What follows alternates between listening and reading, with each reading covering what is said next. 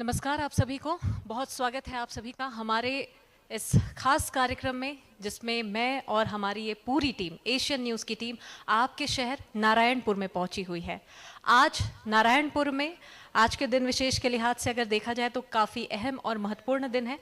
वो इसलिए क्योंकि एक और जहाँ पर अंतर्राष्ट्रीय बाघ दिवस आज मनाया जा रहा है, तो वहीं दूसरी तरफ में विकास की नई इबारत किस प्रकार से आपका शहर, आपका ये ज़िला नारायणपुर गढ़ रहा है, इसको लेकर विस्तृत रूप से बातचीत यहाँ पर आज होने जा रही है। कई तमाम अधिकारी आज हमारे साथ इस कार्यक्रम में मौजूद होंगे, जिनके माध्यम से कई मुद्दों को लेकर, कई विषयों को लेकर हम विस्तृत रूप से चर्चा करेंगे। साथ ही साथ में आज हमारे साथ में माननीय मंत्री छत्तीसगढ़ शासन श्री केदार कश्यप जी भी मौजूद रहेंगे। इसी मंच पर, इसी कार्यक्रम के माध्यम से हम उनसे भी विस्तृत रूप से चर्चा करेंगे कि किस प्रकार से नारायणपुर में काम हो रहे हैं, विकास की किस प्रकार से नई गाथाएं यहाँ पर लिखी जा रही है, इन सभी को लेकर बातचीत यहाँ पर होने जा रही है। एशियन न्यूज़ की ओर से और साथ ही साथ जिला प्रशासन और वन विभाग के विशेष सहयोग के माध्यम से आज ये विशेष कार्यक्रम होने जा रहा है। एशियन न्यूज़ के बारे में मैं आप सभी को एक संक्षिप्त परिचय दे दूं। एशियन न्यूज़ छत्तीसगढ़ प्रदेश का सैटेलाइट चैनल है, जिसमें हम जन सरोकार के मुद्दों को उठाते हैं। कोई भी खबर की पूरी तह तक हम जाते हैं और उन तमाम खबरों को, जो भी हमारे आसपास में जो बड़ी घटनाएं घटित होती है, साथ ही साथ देश और दुनिया के हर एक कोने में क्या कुछ हलचलें हो रही हैं, इन सभी को सबसे पहले हम आप तक पहुंचाने की पूरी कोशिश करते हैं। हम मुख्य रूप से छत्तीसगढ़ की खबरें आप तक पहुंचाते हैं, मध्य प्रदेश, उत्तर प्रदेश, उत्तराखंड और इसके साथ साथ देश भर के जो तमाम राज्य हैं, और साथ ही साथ देश और दुनिया की सभी खबरों को आप तक विस्तृत रूप से पहुंचाने की पूरी कोशिश हम करते हैं। एशियन न्यूज़ लगातार अपने जन सरोकार के मुद्दे को उठाने के लिए बाध्य है, और साथ ही साथ में एक और जहां पर हम general news bulletin, daily news bulletin जो हम आप तक पहुंचाते हैं, इसके साथ ही हम कई ऐसे विशेष कार्यक्रम हैं उसको भी आप तक पहुंचाने की पूरी कोशिश करते हैं। इसमें मुख्य रूप से जो हमारे विशेष कार्यक्रम होते हैं, इसमें हम सुभाष की बात करते हैं, जिसमें किसी एक मुद्दे को लेकर विस्तृत रूप से चर्चा हमारे प्रधान संपादक अपने दर्शकों से करते हैं। संतुलन का समीकरण होता है, जिसमें कोई एक विशेष मुद्दे को उठाकर दो पैनल यहाँ पर बिठाए जाते हैं और विभिन्न लोगों से, जो उस पर्टिकुलर क्षेत्र से जो ताल्लुकात रखते हैं, उन सभी लोगों को, मेहमानों को बुलाया जाता है। पक्ष और विपक्ष की क्या कुछ राय है, ये सभी हम संतुलन के समीकरण के माध्यम से बताने की कोशिश करते हैं। इसके अलावा बॉलीवुड एंटरटेनमेंट जगत की भी खबरें हम आप तक पहुंचाने की कोशिश करते हैं। बॉलीवुड, हॉलीवुड, बड़े फिल्मी पर्दे पर क्या कुछ हलचलें हो रही हैं, वो भी हम आप तक बताने की पूरी कोशिश करते हैं। किस्सा बड़े पर्दे का उस कार्यक्रम का नाम है। साथ ही हम विश्लेषण कार्यक्रम करते हैं, छत्तीसगढ़ी बुलेटिन हम करते हैं, जिसका नाम है गोट संझा। इसके साथ ही विश्लेषण कार्यक्रम के माध्यम से भी कई मुद्दों को उठाया जाता है और उसके पूरे उस मुद्दे के तहकीकात तक पहुंचाने की कोशिश करते हैं। इस प्रकार से कई ऐसे खास कार्यक्रम हैं जो कि हम न्यूज़ बुलेटिन के अलावा भी अपने कार्यक्रम के माध्यम से उन तमाम मुद्दों को, उन तमाम विषयों को आप तक पहुंचाने की पूरी कोशिश करते हैं। चलिए, ये तो बात रही और ये एक संक्षिप्त परिचय मैंने आपको एशियन न्यूज़ का बताया है। अब वापस हम आते हैं अपने आज के इस कार्यक्रम की ओर, जिसको करने के लिए आप सभी यहाँ पर मौजूद हैं और मैं और हमारी ये पूरी टीम एशियन न्यूज़ की यहाँ पर पहुँची हुई है। सबसे पहले आप सभी का बहुत स्वागत है और चलिए अब हम कार्यक्रम की ओर आगे बढ़ते हैं। कार्यक्रम की रूपरेखा मैं आपको बता देती हूं कि आज हम कई मुद्दों को लेकर बातचीत करेंगे, जिसमें पैनलिस्ट के तौर पर अलग अलग अधिकारी और मेहमान हमारे साथ में मौजूद होंगे। साथ ही माननीय मंत्री छत्तीसगढ़ शासन केदार कश्यप जी भी हमारे साथ में मौजूद होंगे। नारायणपुर में किस प्रकार से विकास की इबारत गढ़ी जा रही है, क्या कुछ मुद्दे हैं, क्या कुछ विषय हैं, क्या कुछ चुनौतियां हैं, इन सभी को लेकर विस्तृत रूप से चर्चा आज इस कार्यक्रम में, इस मंच के माध्यम से होने जा रही है। कार्यक्रम की अब इस कड़ी को हम आगे बढ़ाते हैं और बिना देरी के मैं कार्यक्रम में सबसे पहले मंच पर आमंत्रित करना चाहूंगी एशियन न्यूज़ के प्रधान संपादक श्री सुभाष जी को, और उनके साथ में पैनलिस्ट के तौर पर जो हमारे साथ में जो मेहमान मौजूद होंगे, एसी ट्राइबल बद्रीशन सुखदेवे जी, EEPWD JN मानकर जी और DEO लखन लाल धनीलिया जी। ये तीनों ही खास मेहमान हमारे साथ पैनलिस्ट के तौर पर मौजूद होंगे। प्रधान संपादक सुभाष मिश्रा जी से विनम्र आग्रह कि वे मंच पर आए और इसके बाद हम कार्यक्रम की इस रूपरेखा को आगे बढ़ाते हैं।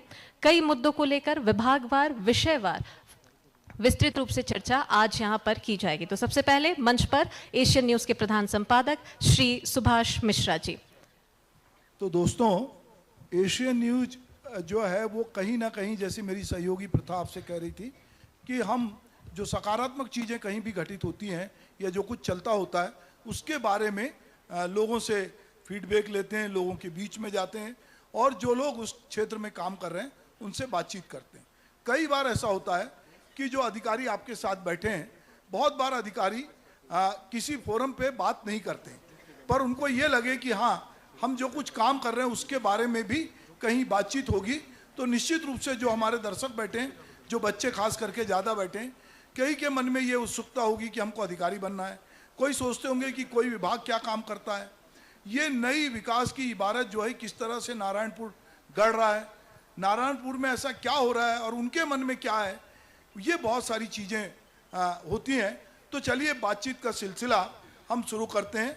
और हमारे साथ 3 महत्वपूर्ण विभाग हैं, जिसमें आप देखते हैं कि शिक्षा जो है वो कहीं ना कहीं, अगर हम जो कुछ भी हैं, जितने लोग यहाँ बैठे हैं, वो एजुकेशन की वजह से, जो लोग शिक्षित हो रहे हैं वो निश्चित रूप से कहीं ना कहीं किताबों के जरिए, इंटरनेट के जरिए, जानकारी के जरिए वो एक नई इबारत गढ़ रहे हैं, वो जहाँ थे उससे आगे बढ़ रहे हैं। दूसरा हमारे साथ आदिम जाति कल्याण, जिसको विभाग कहते हैं, जो कि ये ट्राइबल क्षेत्र है, जिसमें इसकी महत्वपूर्ण भूमिका होती है। जितने आश्रम संचालित होते हैं, बहुत सारे स्कूल संचालित होते हैं, बहुत सारी योजनाएं संचालित होती हैं, उसमें आदिम जाति कल्याण विभाग का रोल होता है। आप बहुत सारे सरकारी बिल्डिंग देखते हैं, सड़क देखते हैं, पुल पुलिया देखते हैं, जिसको लोक निर्माण विभाग, जिसको हम PWD कहते हैं, वो उसको बनाता है और उसकी एक भूमिका होती है। तो उसके तीनों अहम अधिकारी, जो कहीं ना कहीं हम विकास की बात कर रहे हैं, चाहे वो शिक्षा से विकास हो, चाहे वो सड़क से विकास हो, चाहे वो हमको छात्रवृत्ति के जरिए विकास हो, या हमारे जो भी एक्टिविटीज़ हैं जो कि जहाँ हो रहा है उनके जरिए हो। अभी दोस्तों पिछले दिनों हमने देखा कि पूरे बस्तर में अभी स्वास्थ्य मंत्री आए थे, और स्वास्थ्य मंत्री ने बस्तर क्षेत्र में दौरा किया और उन्होंने कहा कि यहाँ पर मलेरिया पे काबू पाया गया है, डायरिया थोड़ा सा बढ़ा है, और जल जनित बीमारी जो है, जैसी कि बरसात होती है तो बहुत सारी जल जनित बीमारियाँ होती हैं। तो हम स्वास्थ्य विभाग के जो हमारे से CMHO हैं, हम उनसे जानना चाहेंगे कि वो नारायणपुर में जल जनित बीमारी कम से कम हो, यहाँ पर जो हेल्थ का इंडेक्स है वो बहुत बेहतर हो, और चाहे वो नवजात बच्चे से लेकर एक वृद्ध हो, उसकी आयु बढ़े और वो स्वस्थ रहे। इसके लिए जो कुछ वो खास प्रयास कर रहे हैं, उसके बारे में मैं चाहूँगा कि वो जानकारी दें। मैं अपनी बात कहाँ शुरू करूँ, मुझे अभी ये नहीं समझ में आ रहा है, क्योंकि हम काम तो ये भी कर रहे हैं, वो भी कर रहे हैं, तो हमने बहुत सारे किए हैं। तो मैं शुरू कर रहा हूँ पहले वाटरबोर्न डिजीज से। तो हमने शुरू की, जैसे डायरिया प्रोग्राम चल रहा है हमारा। डायरिया प्रोग्राम में अभी 2 हफ्ते पहले स्टेट की एक रैंकिंग आई, उसमें नारायणपुर जिला 2nd नंबर था पूरे स्टेट में। मैंने हम अच्छा काम कर रहे हैं, और उसके लिए हमने बस ये किया हुआ है कि जितनी मितानिन हैं, आंगनबाड़ी वर्कर हैं, आपके पंचायत सचिव हैं, इन सबको बुला के मीटिंग की, उनको अवेयर किया, उनको बताया, और उनके पास ORS और जिंक की गोलियाँ तक बंटवाई थी। तो मितानिन तक वो है, तो जिसको जहाँ जरूरत पड़ती मिल जाते हैं। रही दूसरी बात, हमने यहाँ पे आने के बाद हमें पता चला जो नॉन कम्युनिकेबल डिजीज़ है वो काफ़ी नारायणपुर में, कुछ जगह ओरछा में गए, वहाँ भी मिल रही थी। तो हमने उसके लिए प्रयास करना शुरू किया कि नहीं, हमें नॉन कम्युनिकेबल डिजीज़ पे भी काम करना है। और फिर हमने उसके लिए मितानिनों को मीटिंग करी, मितानिनों को समझाया, उनको प्रेफरेंस बताया, और जो आम नागरिकों में हमने कंपलसरी कर लिया कि 30 साल से ऊपर कोई व्यक्ति है उसकी BP और BP शुगर टेस्ट करना है, और महिलाएं हैं तो उनको ब्रेस्ट कैंसर का भी चेक करना है। तो अभी हमारे ज़िले में काफ़ी अच्छे से इसका स्क्रीनिंग आ रहा है। मैं इसमें बता दूं कि हमारा ज़िला स्टेट रैंकिंग में 6वें नंबर पे आया था, ठीक है। और दूसरा चीज़, हमने यहाँ पे सुरक्षित प्रसव के लिए, सुरक्षित शिशु के लिए एक हमने यहाँ पे ERC करके एक सेंटर खोला हुआ है, जहाँ पे कि महिलाएं तुरंत नहीं पहुँच पाती। अगर वे प्रसव पीड़ा हुई तो वो सीधे हॉस्पिटल नहीं आ पाती जल्दी से, क्योंकि रोड नहीं है, गाड़ी नहीं है, वगैरह वगैरह। तो हमने एक संस्था शुरू की है कि वहाँ पे आके 15 दिन पहले से, 15 दिन 20 दिन पहले से महिलाएं आके रहें, उनको खाना पीना, रहना, दवाई सब मिलेगा। और जब दिन उनका प्रसव डेट आती है, उनको वहीं बगल में हॉस्पिटल है, वहाँ पर रख कर उनको प्रसव कराते हैं। तो सुरक्षित मातृत्व प्रसव भी हमारे यहाँ काफ़ी अच्छे से बढ़ा हुआ है। अब हमारे यहाँ पे होम डिलीवरी बहुत ही कम है, वो भी ओरछा में थोड़ी बहुत होती है। हमने नारायणपुर में इसको काबू पा लिया है, ठीक है। तो आप लोगों का काफ़ी सहयोग रहा, खासकर मेरा इसमें मीडिया का बहुत धन्यवाद देना चाहूँगा कि उन्होंने हमारे काम को प्रचारित किया, कि हमारी जो बातें थी, जो हमारे जो विचार थे, जो हम चाहते थे, उसको नीचे तक पहुँचाया और लोगों ने उसका अच्छे से अप्रिशिएट किया। तो उसके लिए मैं आप सभी की तरफ से मीडिया को मैं सिंह साहब आपसे ये जानना चाहता हूँ कि देखिए, जब बात होती है, मैं अगर पूरे छत्तीसगढ़ के सभी जिलों के बारे में बात करूं तो वो अलग होगी, पर मैं अगर बस्तर के नारायणपुर के बारे में बात करता हूं तो नारायणपुर को लेकर जैसे ही नारायणपुर की बात होती है तो अबुझमाड़ की बात होती है, और ऐसा लगता है कि अभी भी जैसे नाम से है कि वो अबुझ है, बहुत सारी चीज़ें वहाँ नहीं पहुँच पा रही। जो बहुत सारा नेशनल मीडिया है, जो प्रदेश का मीडिया जो यहाँ तक नहीं आता, उसके दिमाग में लगता है कि नारायणपुर जो है या बस्तर का ये क्षेत्र बहुत पिछड़ा हुआ है। तो यहाँ पर अगर जिन तक स्वास्थ्य सेवाएं नहीं पहुँच पा रही या जो स्वास्थ्य सेवाओं तक नहीं पहुँच पा रहे हैं, तो बाकी जिलों से इतर आप ऐसा क्या कर रहे हैं यहाँ पर जहाँ तक लोगों को जो हेल्थ के प्रति बहुत अवेयर नहीं है, जैसे आपने एक नाम लिया मितानिन का कि इनका इसके नेटवर्क का फायदा ले रहे हैं, तो ये जितने बच्चे बैठे हैं, स्कूल हैं, संस्थान हैं, इनको भी किसी तरह से आप जोड़ रहे हैं क्या? हाँ, हमने इसमें किया हुआ है। अभी जो हमारा ये डायरिया प्रोग्राम चला है, इसमें हमने स्कूलों और आश्रमों को इसमें शामिल किया था। और एक अभी और अच्छी चीज़ बता दूं, मैं भूल गया था बताना, नारायणपुर या बस्तर में मलेरिया एक बड़ी समस्या है। उससे निजात पाने के लिए हमने भी एक शुरुआत की है। मेरे साथ शिक्षा अधिकारी बैठे हैं और सहायक आयुक्त भी बैठे हुए। हम रोज़ आश्रम और हॉस्टल में जाके चेक कराते हैं। कोई भी बच्चा मिलता है उसका सबका चेक कराना, जितने बच्चे दर्ज हैं उनको सबका टेस्टिंग होती है, और अगर बीमार पाया जाता है उनको तुरंत वहीं पे ट्रीटमेंट दिया जाता है। और इसका करने से हमारे बाकी हॉस्टलों में अब मरीज की दर है वो बहुत डाउन हो गई है जी। पहले मैं आपको बता दूं 2019 तक यहाँ का मलेरिया का API रेट 63 था, अभी 7 पे आ गया है। बहुत बढ़िया। इस साल का 7 का है, क्योंकि हमने मेहनत किया, आप लोगों का सहयोग रहा, तो हमने जो बातें रखी वो फील्ड तक गई और लोग अब अपने से आग कराते हैं। अभी हमने कंपलसरी किया हुआ है कि कोई भी व्यक्ति आता है या उसका अटेंडर आता है, साथ आता है, अगर हॉस्पिटल में आता है तो मलेरिया टेस्ट सबका करना है, वो चाहे मलेरिया है नहीं है कोई मतलब नहीं, बस टेस्ट करना है। और उसका अच्छा रिजल्ट मिला। हमने अभी नियत निलंबन योजना चल रही है, उसमें पूरे गांव में 2529 लोग हैं, 2529 का हमने सिकल सेल और 2529 का हमने मलेरिया टेस्ट कर दिया। चलिए बच्चों, ये एक डॉक्टर साहब कुछ बोल रहे हैं, आप इसमें से कितने बच्चे हैं जो डॉक्टर बनना चाहते हैं? कोई हाथ खड़ा करेगा जिसके मन में डॉक्टर बनने की लालसा हो? कोई बच्चा ऐसा इंजीनियर बहुत बनना चाहते हैं, खिलाड़ी बनना चाहते हैं, कोई डॉक्टर बनना चाहता है?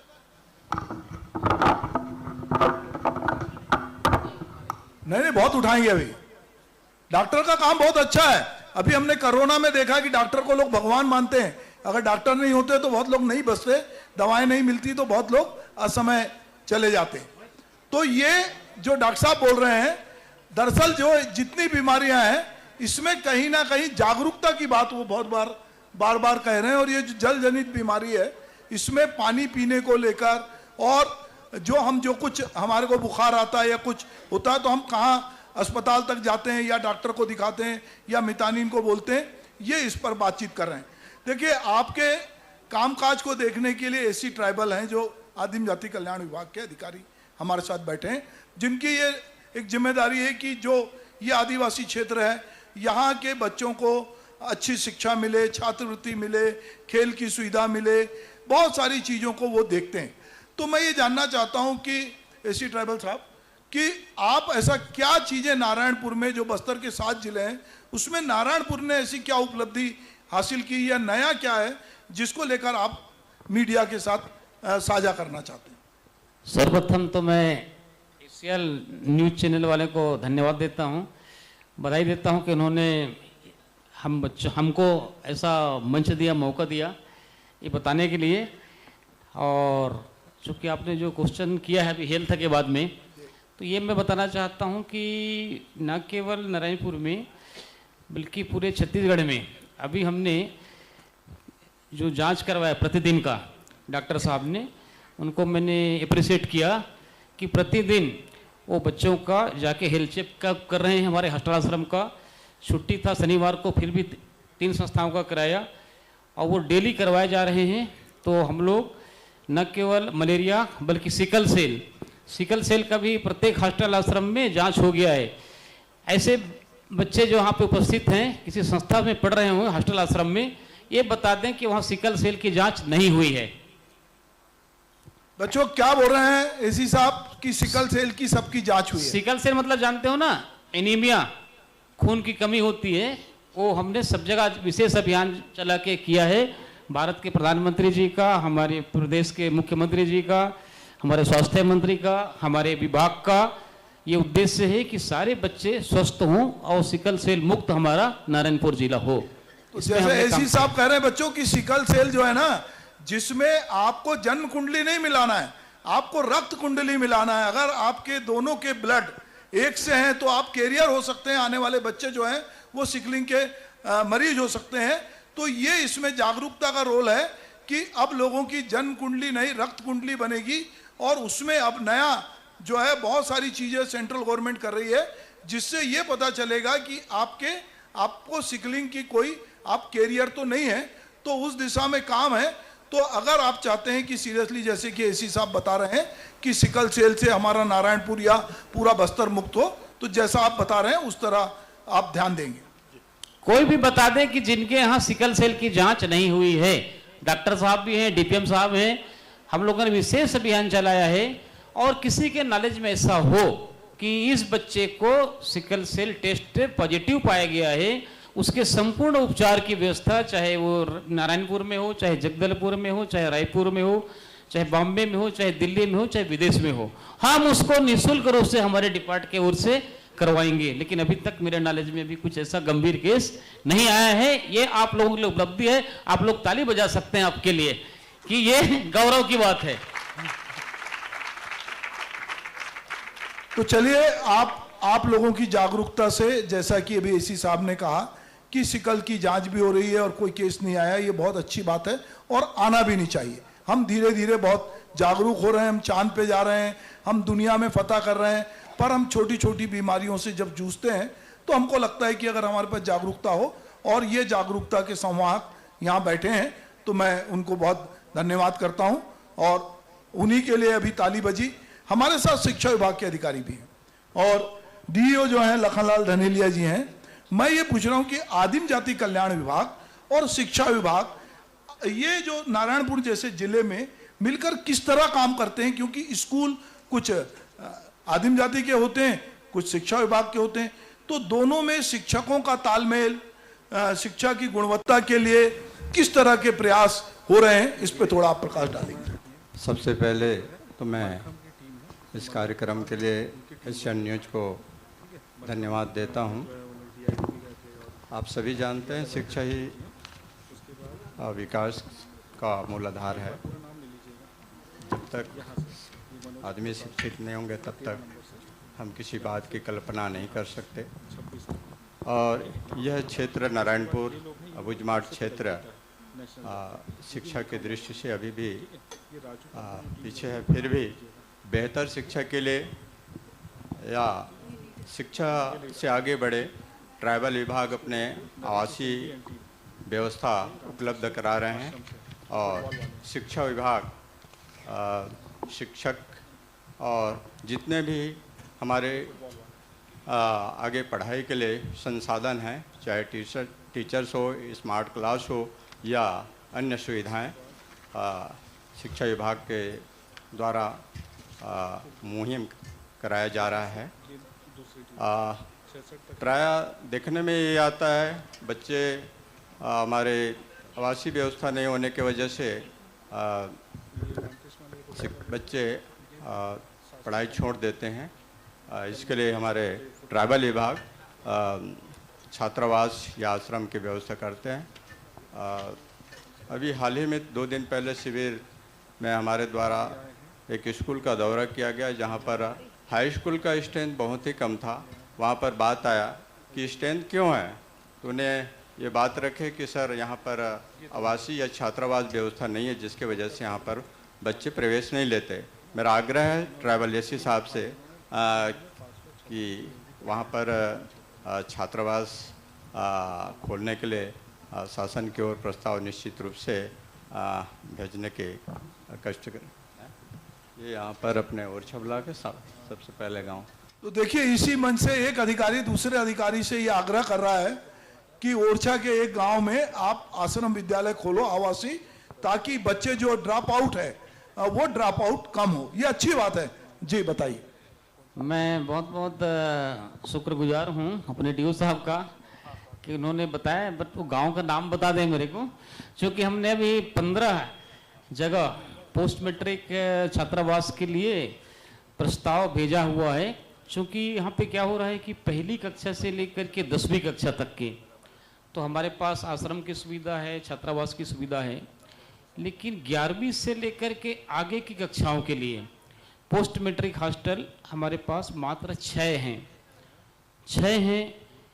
तो ये जो नारायणपुर जगह है, बेनूर है, छोटे डोंगर है, भाटपाल है, अबुझमाड़ है, कोकामिटा है, जो इलाके थोड़ा ठीक हैं, जहाँ पे हायर सेकेंडरी स्कूल है, छोटे डोंगर में तो कॉलेज भी खुला है, नारायणपुर में भी सीट का कमी है, तो ऐसी जगह हमने पोस्ट मैट्रिक छात्रावास का प्रस्ताव शासन को भेजा है। और अभी आप सभी के नॉलेज के लिए मैं बता दूं कि जो भी बच्चे 10वीं के बाद की शिक्षा प्राप्त करना चाहते हैं, लेकिन इस कारण से रुके हुए हों कि उनके पास नारायणपुर में, छोटे डोंगर में, ओरछा में कहीं पे रहने की सुविधा नहीं है, इसके कारण से वो 11वीं से आगे की शिक्षा से वंचित हो रहे हैं, पढ़ नहीं पा रहे हैं। ऐसे बच्चों से मेरा आह्वान है, इस मंच के माध्यम से मैं उनसे आग्रह करता हूं कि कहीं पर भी 5 या 5 से अधिक बच्चे कोई भी मकान को किराए में ले लें और उसकी सूचना हमको दें, तो हमारा विभाग उस मकान को किराए का पूरा भुगतान करेगा, लाइट पानी बिजली का, किराया का भी, और साथ में उन बच्चों को छात्रावासी दर पे छात्रवृत्ति हम लोग देंगे। तो छात्रावासी समस्त सुविधाएं उपलब्ध हो जाएंगी कि कोई भी बच्चे उच्च शिक्षा से वंचित न रहें।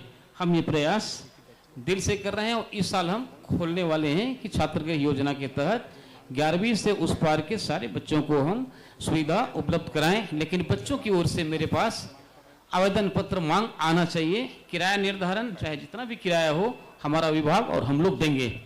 तो कोई बच्चे बता दें कि जिनको कि छात्रावास की सुविधा के कारण पढ़ाई छोड़नी पड़ रही हो, किसी के नॉलेज में हो, तो भी मेरे को आवेदन दे दें। हमारे मंडल संयोजक इससे यहाँ पे विराजमान है, हमारे सहायक संचालक हैं, हमारा विभाग है, हम लोग इसी के लिए यहाँ पे लगे हुए हैं। धन्यवाद। तो बहुत बढ़िया बच्चों, देखो कितनी अच्छी बात पता चली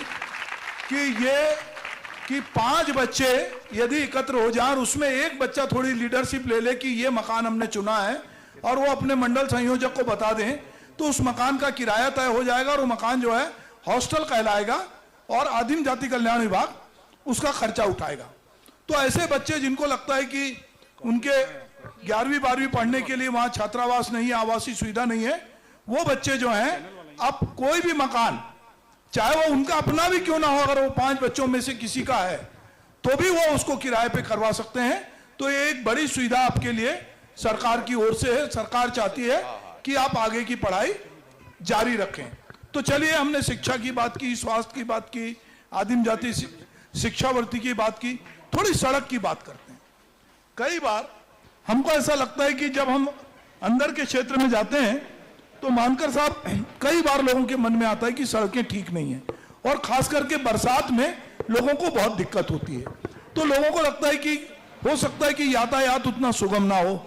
अभी मैं जब रायपुर से आ रहा था तो जब मैं कोंडा गांव से अंदर गया तो मेरे को लोगों ने कहा कि थोड़ा रुक जाइए, एक नाला पड़ेगा, अगर उसके ऊपर पानी ना हो तो इधर से जाइए, नहीं तो उधर से जाइए। बहरहाल पानी थोड़ा कम था तो मैं आ गया।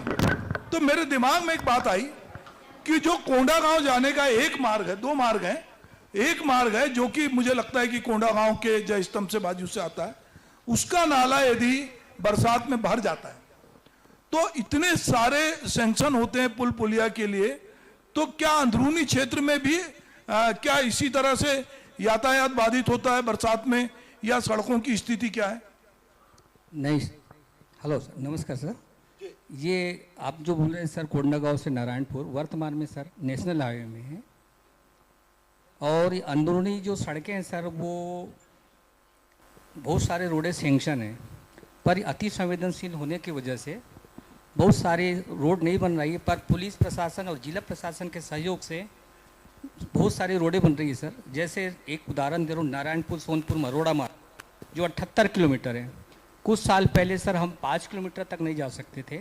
आज की डेट में पुलिस प्रशासन और जिला प्रशासन और हमारे उच्च अधिकारियों के निर्देशानुसार हम आज 40 किलोमीटर तक जा रहे हैं। जैसे जैसे कैंप पे बैठते जा रही है हम आगे बढ़ रहे हैं। पहले हम घूम के जाते थे, यहाँ से भान प्रतापपुर ऐसे जाके हमको 200 किलोमीटर से जाना पड़ता था। ये रोड बन जाएगी तो हम 78 किलोमीटर से चलेंगे। जैसे एक दूसरा उदाहरण और दे रहा हूँ, एक कनार धावड़ाई से जो बारसूर जाती है उसके लिए हमको इधर से जाना पड़ता था, यहाँ से नारायणपुर से कोंडागांव से जगदलपुर वाया होकर जाना पड़ता था। 170 किलोमीटर पड़ता था। इस रोड से बनने से हमको 73 किलोमीटर पड़ रहा है, का सेफ हो रहा है सर। जी सर। मैं ये जानना चाहता हूं मानकर साहब कि आपने बड़ी अच्छी बात कही कि पुलिस प्रोटेक्शन में या जो हमारे बाकी साथी यहाँ काम करते हैं, सड़कें बन रही हैं और जो बहुत सारी दूरियां थी वो कम हुई हैं। जी सर। तो इधर के सालों में नई सड़कें जो बनी हैं और जो बनने वाली हैं, जो कुछ बहुत सारे बच्चे भी जानना चाहते होंगे, दर्शक भी जानना चाहते हैं कि वो कौन कौन सी सड़कें हैं जो ऐसा लगता है कि जो बहुत प्रमुख हैं और बन के तैयार होने वाली। सर प्रमुख सड़कें में तो अभी एक यही बचे है सर, नारायणपुर सोनपुर। बाकी तो और है हमारे पास 8 किलोमीटर 6 किलोमीटर अंदर है। हमारे पास से 10 किलोमीटर है सर जो LWRRP2 में सेंक्शन हुए हैं, पर उसमें 6-7 कार्य ऐसा है जिसको हम कर नहीं पा रहे हैं। बिल्कुल अति संवेदनशील होने की वजह से जब तक हमको प्रोटेक्शन नहीं मिलेगा, और हमको पुलिस प्रशासन ने भी आश्वासन दिए हैं कि समय पे वो भी वो करेंगे, तो